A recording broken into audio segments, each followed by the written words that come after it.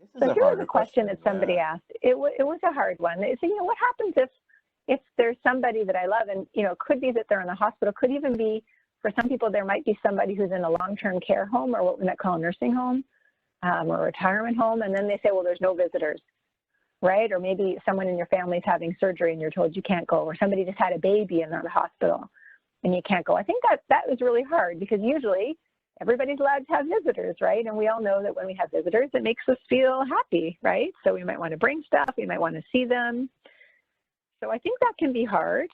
It's important to remember that the reason why we're not having visitors so much at the hospital and at some of these places is that we don't want to bring the germs in that will make people sick with COVID into the hospital, right? So we want to try to take care of not having too many people in the hospital at the same time, especially if they might be sick and they don't know that they're sick yet.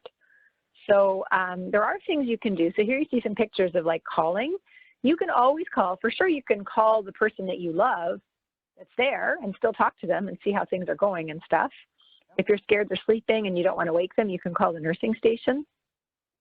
So there's usually a phone number on the floor where your family member is. And if you know what floor they're on, you can just call like 0 at the hospital and say, I want to talk to the nurses who are on the 8th floor where my mom is, or where my aunt or my sister is, or my friend.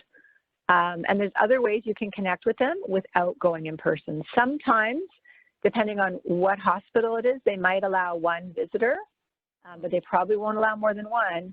And the rules change. So maybe the rule this week is there's one visitor, but maybe next week they have a different rule. So you always want to call before you go in to find out what the rules are, and think of other ways you can connect with the person that you love, the person that you want to see, even if you can't go there to see them.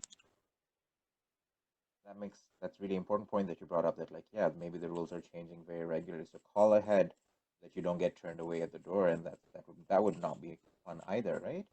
So you want to make sure that you're able to connect. And they also might have different rules. If you do end up going to the hospital either yourself, because you have to be in the hospital, or to visit somebody, they might have rules around things. You'll see that some people might be wearing masks in some areas, or they'll be asking more questions, or they'll be taking your temperature and asking you about how you've been feeling. So it works a little bit differently now. It will take longer to get into a hospital. yes.